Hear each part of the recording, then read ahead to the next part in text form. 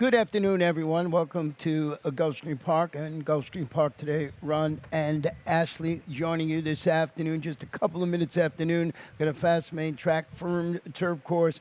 Great day of racing yesterday with the Rainbow Six. Ashley, we're back at it again today with a 10-race card. Mentioned the Rainbow Six yesterday. Over $17,000. I think I would have had a great day if I would have had that. Wasn't even close, Ron, but huge payout with that mandatory jackpot. Yeah, we had a 45-1 shot in the last race. Come up and get it. And there it is, actually. And the first three were basically the favorites in the race. 7, 8, 9, then Man of Honor, you can make a case for. Advanced Strategy was the fourth win for Paco Lopez, and then boom, 45-1, $17,000. I think looking at that, a lot of those horses we might have used on top or underneath, except for the last leg, and that really made the payout for sure. Yeah, and I didn't have Living at the Beach. That one ended up going off the favorite. That one fooled me totally. So could have made a case for the other ones. Not Green Gal, of course. But so that is the Rainbow Six, and we got a $100,000 jackpot guarantee a little later on with the 10-race card being race number 5.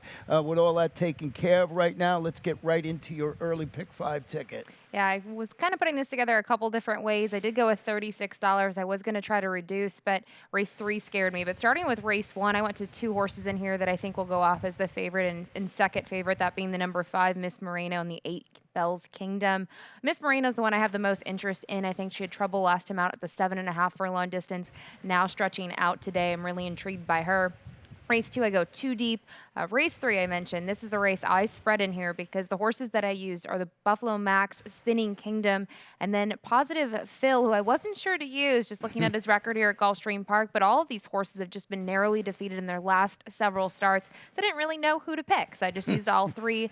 Race 4, I went 3 deep in here as well. The number 3, Surprise Factor. Nice little claim battle going on there between Kelsey Danner and Victor Barboza Jr. Every single start, I feel like they're kind of swapping this horse out, so they obviously like this one. I thought the number 6, Emoji Guy, had some good figures in the race, might offer more value than the other 2 horses that I used. And finally, in the last race, I went to the number 1, Jordan's Leo, a second-time starter out of the Todd Pletcher barn. And then the number 4, Mackenzie's Girl, who was entered just a couple days ago, but they opted for this surface today. So that made my ticket $36. $36, and as you said, you were trying to reduce, and I've been trying to reduce for years, but like that licorice too much. That hasn't worked out too well for me, so we'll get this thing on the road. And you mentioned a couple of horses, and I used actually the 8, Bell's Kingdom. Everybody is right now early on in the wagering, and that's Bell's Kingdom. Is going to wear blinkers this afternoon. Responded to the drop down with a second place finish at this level and distance for Kelsey Danner. She's got a go-to jock, Angel Arroyo, in the saddle. I thought that was the logical one in here. I mean, you have this horse in second. I just, was kind of torn between them. I knew all the money would probably go on Bell's Kingdom, and I was looking at my notes. The nice thing about Formulator is when you use it, they track your notes, and I wrote this last time out. I mean, the barn does really well moving horses from that maiden special weight to maiden claiming level, and they win at 36%. Well, they were just second last time out. I think the winner was kind of much the best in the end. This one's going to get blinkers on as well, so was kind of close to the pace in those last 2. I think is going to get the right trip in here, and makes a lot of sense as the top pick. But you mentioned I went to the 5, Miss Moreno. I know you wanted to show the replay of that most recent effort. I think there's a lot of trouble in there that maybe suggests this horse can step up. Yeah, we're going to show you, soon after the start, she's the number 8 this afternoon. You see Miss Moreno, and just as they get going into the race, you'll just see she's got to just totally put the brakes on and basically had to carve out a trip from back then. It was just that same kind of trip. But then you watch her here in the, going on the inside, and I just like the way she runs. Now, she finishes 5th, but she's beaten only 1.5 lengths. You see, she just keeps coming, and she was basically, not eliminated, certainly compromised, but that early going. And look at her running right now. So, and as you mentioned, she's stretching out. She's, I think this is a good spot for Antonio and Edgar Zayas. When you watch replays, those are the replays I'm looking for, where you can maybe see some improvement with a cleaner trip. And I think you hit all the top notes in there. I remember in that race, I really liked Garner State Park, who had to settle for second in that spot, and a little bit of a price horse on top. But I really think the stretch out's going to help. Looking at the turf efforts, by far her most recent was her best, and she had trouble in there. So we'll see what she can do in here. Currently at 7-2, and I do think she'll probably be the second choice in here. Yeah, I thought she'd be a little bit of a bit bigger price in there, but third on the morning line. And the other horse that we both used was the one Vivani, who's dropping to the 16 level today, stretching out to 8.5 furlongs. Finished that even fifth in her 25 debut, going a mile. Mark Cassie, good connections. Miguel Vasquez, inside draw today. Have to think maybe some improvement second time out. You mentioned the connections and just the drop. For me, all those kind of made her logical to use. I'm not in love with her by any means. I like the other two horses a lot better, but I did use her for a minor share here. Well, let's go to race number 2 this afternoon. A 7 furlong sprint maiden. Claim his fillies advanced 3 and up, $16,000. No scratches in this particular race. Kicks off our first of 2 pick 4s on the afternoon. And it certainly looks like the number 2 Is She Frosted is the one that you're going to have to pay attention to. And he had 2 for 3 in the money against tougher, I think, sprinting on the dirt, going back to the main today. I think you have to pay attention to her, not on just the trot, but she's got early foot. And you mentioned she's returning to the main track. She's going to have to stretch out, though, to 7 furlongs. Both of her most recent dirt efforts have been at 6 furlongs. The best one was probably 3 back off that little bit of a freshening when she missed by a length behind Cozy Valentine. But she has that early foot. I really am not sure anyone else is going to be able to go with her in this spot. And 8-5 morning line, I think she's going to stay there. She's getting the apprentice aboard, who had a great day on Thursday. Lot to like. Well, if you look in the early daily double wagering, a big favorite in the early daily double, you went with the 4 Beyond Heavenly, and has her claiming tag cut right in half today, gets the blinkers removed, hoping both changes help this. It's the daughter of Uncle Mo show, more in the latter stages of the race. Yeah, the barn's been out to a good start here so far at the spring-summer meet. You mentioned the blinkers off. It's just the drop as well. I mean, this is only going to be her third start off the layoff. I think you can disregard the turf effort. Last time in, she was in for the $30,000 tag, and I'm hoping the equipment change can help her step up in here. And you know, the connections, they've had some success here together at Gulfstream Park. And the number 5, Maricopa, who you have in third, I have in second. We almost got the same try in here, just flip-flopped a bit. Stepping it up a notch after finishing that sort of drifting second is the favorite against 12-5 maidens going this 7 furlong distance. Herbert Miller's the trainer, Miguel Vasquez. I wasn't totally enamored with this horse. I just thought maybe a little improvement, maybe can close the gap and be second or third behind the one that we both think is the one to beat, and that's the 2, Is She Frosted. Her record suggests second, and that's a big thing. I think sometimes when I see these maidens, maybe it's a bad habit of mine or maybe it's a good one, but she's had plenty of chances. Last time she was at the 12-5 level. Now they're going to step her up, but I will say the 12-5, at least it was on the dirt, it was at the distance. I just didn't love the performance overall. It was good, but she was favored there.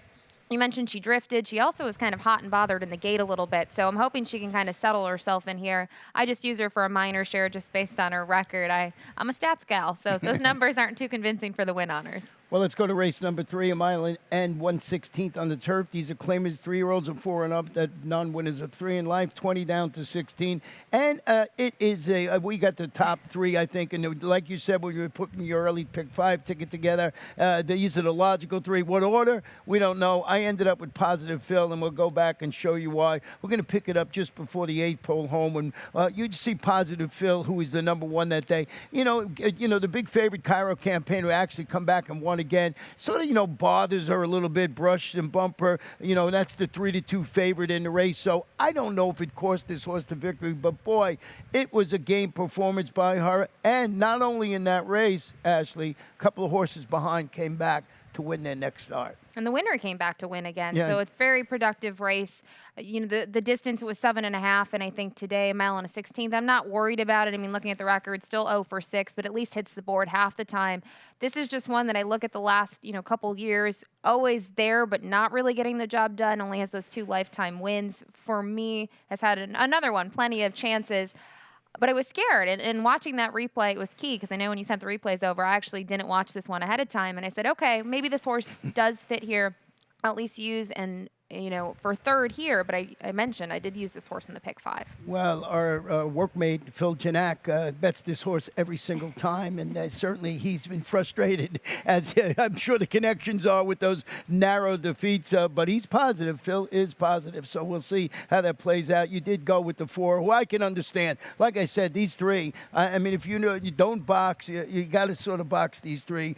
Buffalo Max turning back to the 1 mile and a 16th after dueling through the stretch, getting beaten neck, going 1 mile and an 8. 4, Angel Rodriguez. Good performance last time out. Marco Meneses in the saddle. I think it was a good performance to just miss by that much, especially considering the pace. I remember watching this race and the fractions came up. I'm like, that can't be right. I mean, they were walking. You see, the half is in 51 and 3, 114 and 3 for the three quarters. It was just such a slow race. I was actually surprised that the winner was able to get the job done. Thought this one was going to kind of hold on there because it was a game stretch battle between them, but looking at the last couple efforts here, has always just been there, closes from off the pace. So hopefully the pace will be hotter than last time out. And for me, I think that'll be enough for Buffalo Max. And the 5 Spinning Kitten has been knocking on the door in a trio of turf outings against this caliber. Catherine Davies' horses always run well, just can't seem to get over the top. But you got Paco, had a 4-win day yesterday. Get him trying to get him into the winner's circle today. You have the rider change. This horse really has performed well here at Gulfstream Park. The distance, obviously the record, another one that just hasn't been able to get a win here. They did race this horse just 2 weeks ago, finished third, beaten by a length and 3/4, and it was in for a lesser tag, but is exiting that same race where you can see that's that blanket finish here on March 19th with Pretendant for Kelly Breen, got the job done. So it was hard for me to kind of distinguish the two, but I gave Buffalo Max just a little bit of a nod over this one. Well, let's go to race number 4. We're going to continue to be on the turf of the mile in the 16th. Claimers 3 and up, non-winners of 2 in life, 20 down to 16. No scratches in this race, and we both have the 3 surprise factor. Beaten ahead when racing around 2 turns on the turf back in January is back in Kelsey Danner's barn. Got a little bit of second-itis this year. All 4 starts have resulted in second place finishes. You mentioned returns to Kelsey Danner. I already alluded to it. Talk about the claim battle. I mean, this horse has gone between Victor Barboza Jr. and Kelsey the last several starts. Obviously, they both like this horse and think the horse is worth the $20,000 claiming price. So don't be surprised if you see this one claimed again today. But the efforts, I mean, they've all been consistent. 2 starts back, Going for Gold, we saw yesterday, was favored and kind of got a little bit of a troubled trip. Nice horse as well. So for me, I like this horse, and I actually like this horse on the stretch out from those 5 furlong races, because looking at the most recent races, just 3 back, just missed by a head. Yeah, I think he's the son of the fact he's going to play a major part of the pace scenario this afternoon with that stretch out. That's why I use this horse on top. We have our exact, again, flip-flop to the kicks on 66. A well-meant second at this distance against those open claimers 2 starts back. Stretches out, finished 5th against a field of 2 lifetime claimers going 7.5.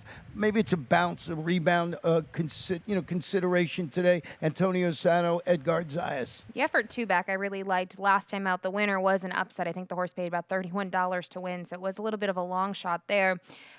The difference in the races, not too much other than the distance. I mean, similar trips, but just wasn't able to close as much last time out. So I did use this horse a little lower on my ticket, but another one that I think fits the field and is one that you have to consider. Even maybe in the pick 5, I didn't really know what to do with this one, and I decided to just keep this one in my tickets just in case. And Emoji Guy, I know you had some interest in, is turning back to this distance after following the 3rd.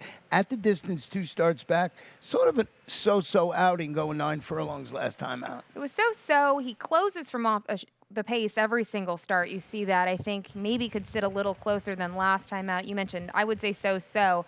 Now, that was at 1 1/8 now cutting back to 1 1/16. I don't mind. It's not a huge difference. But for me, I think the figures are pretty strong compared to other runners in the field. Has consistently been hitting those 70 buyer speed figures. The barn, I mean, they do a great job here. And the workouts, nothing flashy. But for me, when I kind of see this horse off those efforts, I always still look at the workouts, and he's never been a flashy worker. So I'm going to see what he can do here today and hope that he can just sit a better trip. Well, a surprise factor on top for us, and we'll be surprised if it wins after the day both of us had yesterday. We're going to take a short break and come back for the Rainbow Six.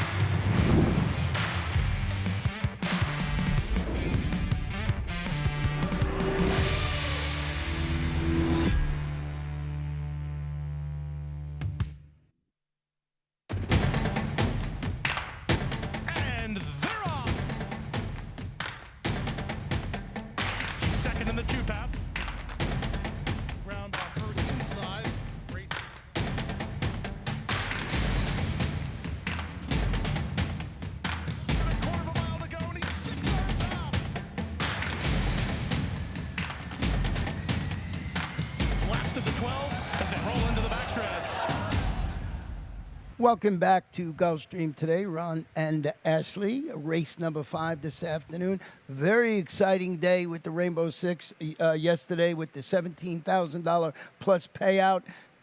Fifth race today, 6 furlongs, maiden special weight, Phillies mastering up. Great way to start the Rainbow Six. Let's go to my ticket, $38.40 today. Too deep in here. I'm going with a first-time starter in here, Miss Domina, and I'm also using Jordan's Leo, the horse that you use here in here. But the Miss Domina, trained by George Weaver, he does great work with first-time starters. I figure I'm going to either use 4 or let me just use the one I think might win and a first-time starter in there. 3 deep in race number 6 with Mr. Leonardo Thorne and Jeha, and I got a little bit of a long shot in there. I hope I get 8-1 in race 7 on the number 2 Blackenstein. And race number 9, you either got to go, with one horse in here, or you got to use Awesome Roar, you got to use My Sarasota Star, you got to use the longer. So I did, and that was as simple as that. And just too deep in race number 10.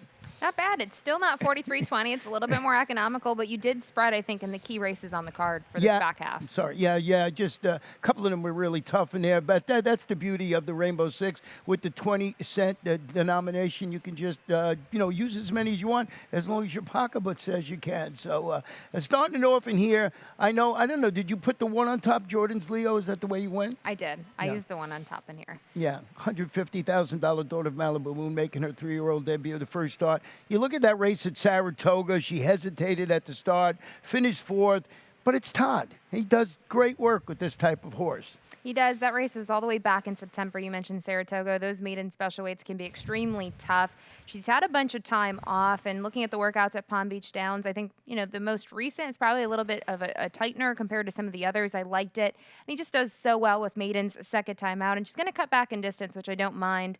You can keep on going. You can see she's getting Lasix. To me, on paper, out of the horses that have raced, I know you like the first-time starter. She's the most logical horse to use. Yeah, Miss Domina's the daughter of Domina's debut, and as I mentioned when I was talking about my ticket, trained by George Weaver with Lasix, string of really solid workouts showing up there at Palm Beach Downs. He actually trains his horses up where Todd trains his horses. He's really good with first-time starters. You get an MCL Jaramillo in the saddle, and like I said, you can go so deep in this race like you did with other horses, or you go with a first-time starter and take a shot in here. The horse you have in second, Mackenzie's Girl, 3 for 4 in the money when sprinting on the dirt, goes back to the main track today. I think it's a good move because you look at that most recent race on the turf. This horse was entered in the turf race here about 2 days ago that Mumbai was in. And you see Mumbai was able to beat her, that most recent start. And then Mumbai finally graduated here just 2 days ago on the program. And there was also a stablemate in the race. So I think this makes sense from that standpoint. It also makes a lot of sense, just as you mentioned, returning to the dirt. I think that's key. 2 starts back was third and had some early foot. I think the biggest concern with her, she doesn't have a late kick. I mean, she's going to be forwardly placed and hope that no one else behind her is making ground up late. And I think that race 2 back kind of stamps that statement. Yeah, Paco in the saddle for Ken Sweezy, and just was 30-1 on the turf last time out, which I thought was a high price. Horse didn't run that badly last time out. You also used the number 5 horse in here, Starship Nugget, with Victor Lebron in the saddle. I just think she needed a race. I mean, that most recent race, she did take some play on the board. She was forwardly placed and tired. That was going 7 furlongs. But look at her races here last March and May. They're both pretty nice efforts. Her debut is at 6.5. She closed from the back of the pack to just miss by 3/4 of a length. And the second place finisher, Tara, she took a little bit of time to graduate, but I talked about her yesterday. I'm very familiar with her now.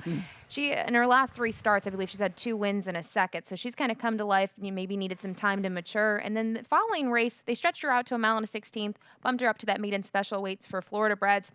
She finished 3rd again. So I'm excited to see her second off the layoff. The barn does quite well, too, winning at 18% with that angle. Let's go to race number 6 on the turf again. Once again at 1 mile and 1/16. These are 3-year-olds, 35 down to 25. I like this race this afternoon. We scratched the main track, only the 2 and the 4 young Flint in here. And I went with Mr. Leonardo. I'll kick it off in here. Moose the Joe Orsino barn. Boy, Joe's horses have been running pretty good. Stretches out today after surrendering that late lead, went 3rd behind. A horse that we've been watching, Uncle Fun, has just been in good form. He's won 2 in a row. They keep the status quo. They got Paco in the saddle. He had a good day yesterday. I just like the chances of Mr. Leonardo today. The last 2 races, actually, both the winners have come back to win next time out. So I like that.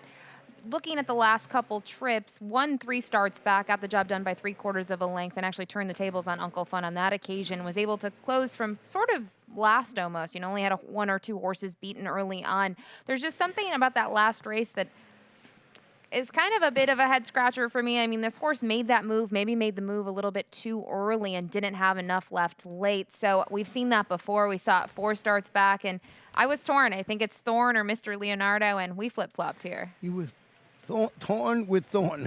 No tongue tie there. Tell us about Thorn. Thorn's going to have blinkers on last time out, went the flat mile on the turf course and just kind of gave it up late. The winner came back to win next time out, but 2 starts back, finally graduating career start number 3. I thought it was a pretty nice win, had to be pretty game in the stretch to get the job done, was picked out of that race for $35,000. So I'm wondering if this one needs a little bit of a focus and just to not see the other horses near him in the gate and just in general throughout the race. So I like the equipment change, and Chantel Sutherland's going to climb aboard, and she's decided to move her tack down here for the spring and summer, and she's doing quite well so far. Yeah, I think a couple of our winners on the turf were in front-running fashion or thereabouts. So this one's got some speed, as you mentioned, behind that repeat winner, yes, this time. And the one horse, I think it's Jeha, who broke his maiden at this distance, stretches out. He rallied to finish 4th in back-to-back races going a mile. The last was the first start after the claim by leading trainer Saffie Joseph Jr. You would expect improvement this afternoon for just what the barn has traditionally done. You'd expect improvement, and I think the distance is also going to be key there.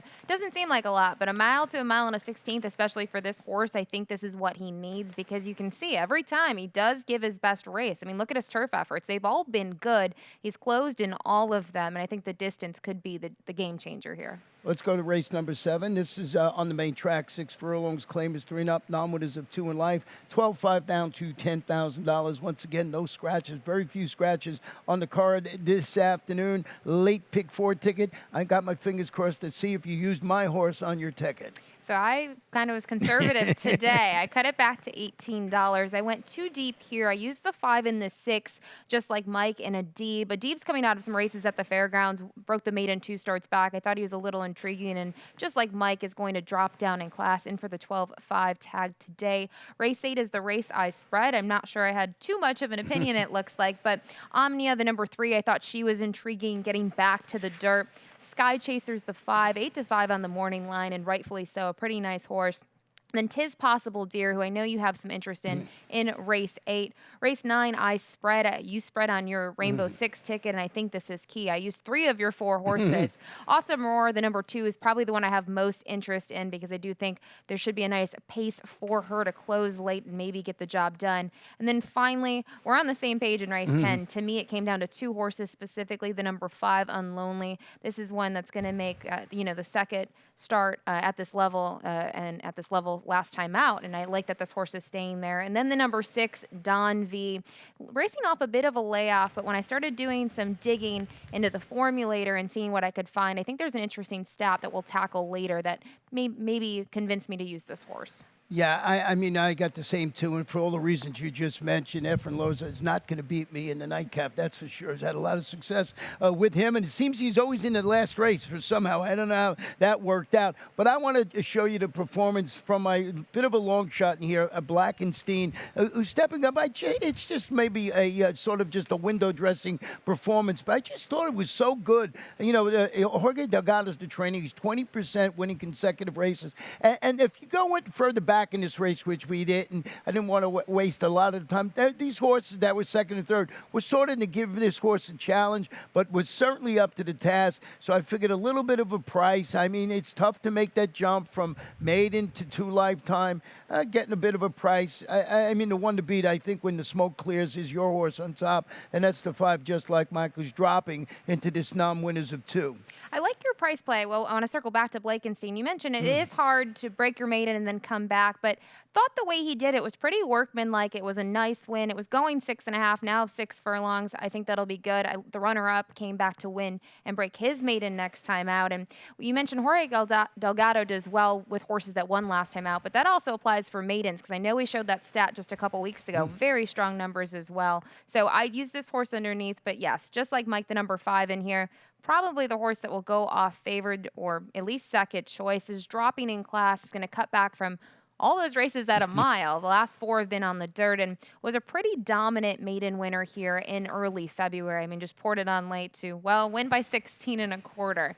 But the problem I've had is, especially with that most recent effort, went kind of towards the front and just quit. So I'm not sure if it was just too tough of waters. He wasn't respected in that spot. So I think it was a little too deep for him. And I think the 12-5 non-winners of 2 lifetime, a much more suitable position. Yeah, I didn't know what to do with the horse that you have in second, Adib. I mean, I got him on a ticket. We basically have the same super boxed around. I put this horse in third, but I can understand using it. I decided to give Tapping just a little more of chance in this race. But both of them seem to be okay in this field. Adib, the reason I used this horse and I used pretty high on my ticket is the maiden win I liked, was able to close from off the pace and get the job done. But facing winners for the first time, was in for the $15,000 tag at the fairgrounds at today's distance. And it was an even performance in the end, but he did look a little tired. He kind of drifted out a little bit in the stretch and got a little leg weary. And the barn's actually been doing quite well here. So I did use this horse a little higher on my ticket. And in the case of Tapping, we just haven't seen Tapping in a while. So I wasn't sure what to do with him. A pretty nice maiden win went in for the $50,000 tag on debut, but a little bit of a long layoff for me. Let's go to race number 8, 7 furlong starter, optional claimer, fillies and mares 4 and up, started for 10 or less, or the optional tag at 20. We did have a couple of scratches in here, 6 and 8. And I'm playing the 7 furlong game again here with my best bet, and that's Tis Possible Dear, a 5-time winner at, I think, one of those in-between distances horses either like it or not. 7 starts, 5 wins, goes to Marcial Navarro's barn after that claim, opened and surrendered that early 3-length lead again as the even money favorite, going 6.5. Paco in the saddle again. I just think with the 7 furlong, Sky Chaser 0 for 2 at it, is the one to beat at low odds. Why not take a little bit of a shot with Tis Possible Dear? The record at the distance is almost flawless. It's quite strong. My concern was the most recent race at the 6.5. Got tired late and was favored in there. But this one went to the front and tried to get a big jump on the field, was able to, but did tire in there. They did go an okay clip in the end. So I'd still use this horse, and I was still scared when I put my tickets together. So I still used her in the late pick 4, but I used a little lower on my ticket. And I made a mistake. Sky Chase is 0 for 4 at the distance, not 0 for 2. Turns back, dual throughout. The one to beat, but the 7 furlongs, like trying to be cute, get a little bit of a price. But how good is Ron Spatzman going, the trainer? He's doing well, but you really had to make sure that I knew it was not 0 for 2, 0 for 4. And yes, I'm using a horse 0 for 4 on top. May come back to bite me later, but I really liked the last performance behind Don't Get Cozy, who I thought was pretty tough in that spot. Was battling it out all the way around the track for the mile distance, and it was a decent performance. This kind of looking at some other horses in here, they were going to be jumping up in class. So you mentioned Hot Connections, Sky Chaser, logical, but the distance record is not too fancy. The number 2 Lavi, who I have a third, is a reclaim by Victor Barboza Jr., turning back to 7 today. Survived the stretch long duel to defeat those 12-5 open claimers going a mile. Edgard's going to ride for these new old connections. Victor Barboza Jr. thought well enough to jump back in and grab this horse, so I'm putting it on a ticket. You did too. I mean, just a little further down. A little further down due to the scratch of the number 6 Heart Lane. This one is 0 for 2 at the distance, and just looking at this one on the step back up, kind of raced in some tougher races in the past and just got minor shares, so I used her lower on my tickets. Let's go to race number 9, the first half of the late daily double. 5 furlongs, turf starter allowance. Fillies and mares 4 and up, started for 16 or less. They're going to have 8 in the field. Just wanted to go back and got a sort of a local legend in here with the horse you have on top, Awesome Roar. Just going to show you the stretch run of this race. You got 3 of these horses coming back. My Sarasota Star has the lead, but Awesome Roar is going to come up and take the lead away from them. And just thought it was a good race, and just Awesome Roar, just so game over the time. I just thought she'd run well. With that said, I didn't put her on top, but I just wanted to go back and show you just how game she was. And of course, those 3 are coming back, and that is My Sarasota Star, Odra Mark, all going to be in this race today. One of the reasons why I spread deeper in my Rainbow Six, and I just thought that maybe DeLonga could turn the tables on Awesome Roar. 7-year-old mare has just been so tough. With Awesome Roar, for me, it's that late kick. You saw it in that replay. Very, very strong late. You mentioned a local horse that's done very well here over the years. Loves the 5 furlong distance. She's really done well in the Antonio Sano barn. She spent the time up in Monmouth Park and in the Mid-Atlantic. She also raced in Delaware, and they were tough spots. But I really think she likes being here in South Florida. Edgar Zayas is going to stay aboard, so I did use Awesome Roar on top. You mentioned the horse on the rail, and this mare actually scares me because she's been a hot commodity. She's changed barns a lot. She has 4 local wins here over the turf course. They've all been at this 5 furlong distance. And last time out, she had to work for it, but she was able to get it done. It was a pretty nice win. They did go a decent clip as well. So to see that sort of performance and the fact that she's got early speed and on the rail, she could be kind of lethal. Yeah, and just Gilberto Zerpa, first off, the claim his numbers are probably better with dirt horses. He doesn't do it much on the turf, but as you mentioned, his horses had some really nice victories on the turf. And then I threw my Sarasota Star, who looked like she was on her way to victory last time out when she was caught by Awesome Roar. Dave Brady, MSCL Jaramillo trying to reverse. It was a bit of a tough beat for this horse. It was a tough beat. She went to the front, and that's what she's done in her races on the turf and even her dirt races as of recent. She's made the lead in her last 4 starts. I do notice that the mare to her inside, she's pretty quick out of the Kelly Breen barn, Tracy's Ann Legacy. So I didn't use my Sarasota Star. I'll be blunt. I used a different horse underneath. But you mentioned last time out, pretty game performance for the new connections. Well, the one horse I missed in here when I was doing my, handicapping was the 4, Tracy Ann's Legacy, you have in second. And when I went back and looked, I said, I'm not getting beat by this horse in the Rainbow Six. So I went back and added it. I had it further down the ticket. She's game. She's tough. She's been in some very tough spots. I think that's been key with her. She's been in some stakes races almost every other start, and looking at some of the horses that she faced. I mean, when she finished 4th in that stake at Monmouth Park, I thought it was good considering she did not make the lead. She was just sitting off of it, and she faced the boys on that occasion. So for me, she's just a consistent, hard-knocking mare who in this spot may have a little bit more class over some others. Well, let's wrap it up with race 10, 5 furlongs on the turf. Maiden Claim is 3 and up, 16 scratch to 1. Note the 13 will get in run. That happened yesterday, and the horse finished second at a quadrillion to 1. So make sure you take a look. If you like it, make sure you use it. You did go with the number 5 Unlonely. Was really solid in defeat when responding to the drop down to the 16 level. For Safi, looks like, it's a speedy 3-year-old. Looks tough in the nightcap. Looking at the last 3 races, the only one that's disappointing is the race 2 back that was moved to the main track. Didn't really like the dirt and was forwardly placed and didn't have anything left. And Dark Timber, the second place finisher, came back to win. But you mentioned the drop to the 16 seemed to do the trick. Finished second last time out. Now staying in for 16, distance, turf, and it's the barn. You always have to look at the barn, especially at this, this track and this meet. So I used Unlonely on top, but I know the horse that you like and you don't want to get beat by is the number 6 Don V. Yeah, drop it to the 16 level. First start since finishing 4th. There was a really strong 5 furlong maiden special weight turf sprint here. But it was last August that produced a trio of really nice next out winners in there. I know you have a stat with Efren. Yeah, Efren Lozen Jr. I did some more research here. So specifically, we're going to look at the stat for maidens on the turf the last 5 years. And I have it written down here. 16 for 51 is the win. So 31%, which I thought was pretty high. 29 for 51. In the money, so 57%. And the ROI was kind of juicy, 350 ROI. So this is specifically looking at maidens on the turf over the last 5 years. So the barn has done quite well with these sorts of runners. Yeah, so I mean, real good stat. And I've had so much success. Like I said, he doesn't start a lot of horses, but when they do, it's good to keep an eye on them. You used the 2 in 3rd, and I used the number 12. Keep an eye on Mike from the Louis Russell barn. But we want to get to the lightning round today because it's a good lightning round today. Of course, the big news we'll get to in a couple of moments, but we're going to start it off today with the horse that is absolutely the wise guy horse going into the Kentucky Derby, and that is Rock Your World. We're just going to pick up a workout from our buddies at Express Bet, and just, this horse is on the outside Rock Your World, and boy, it was so impressive winning the Santa Anita Derby. Very impressive. This workout was from yesterday, 5 furlongs and 59 and 3. Pretty nice workout in general just to watch. Horse moves beautifully over the dirt at Santa Anita, and it was also announced that Joel Rosario will ride this runner in the Kentucky Derby. John Sadler did make the announcement just yesterday. Well, the big news in horse racing, we hadn't mentioned it yet, but that's everybody's talking, is what happened in the Apple Blossom, the Grade 1, when Latruska, we're going to call it Gulfstream's own, upsets Monomoy Girl in the Apple Blossom. What a performance. This was so game. We get another epic throwdown in the stretch. It looks like Monomoy, is going to go past, but Latruska so game on the inside and gets the job done. And I loved watching all the interviews post-race yesterday from both connections.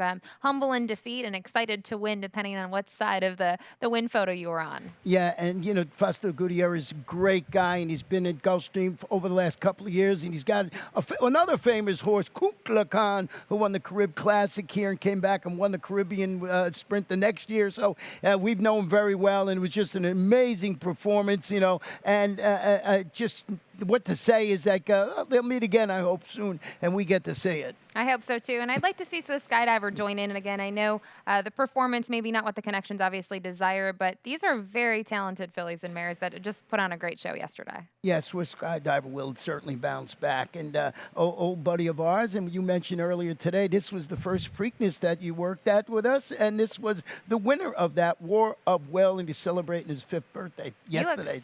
He looks so gorgeous in that photo. He was such a big horse. He was fun to watch on the track. And I like horses like him, Ron, because he was able to perform well on the dirt and turf. He was versatile and, always holds a special place in my heart. As you mentioned, my first Preakness Stakes ever and first trip to Pimlico. So there you go. And that is War of Will. We'll say happy birthday. And the star locally yesterday was our man, Paco Lopez. And we're going to go back and show you the stretch call when he gets his 4th victory of the day with advanced strategy. And it looked like the horse on the inside, Mystic Lancelot, was going to get his picture days taken. But here comes Paco to get that 4th win. It was a very exciting race. And he just gets up to win it by about a half length in there. And like I said, gives him his 4th win on the day. He's got some good mounts this afternoon, and we'll see how that plays out. It's been a fun weekend so far, and it's going to be fun the rest of the day. And what about Latruska? Latruska, that was the highlight of my weekend. Even though it wasn't here, I thought the performance was huge. And I'm just hoping, Ron, we have a better day today as far as our wagers go. Yeah, we can't only go one way, and that is up. Good luck, everybody.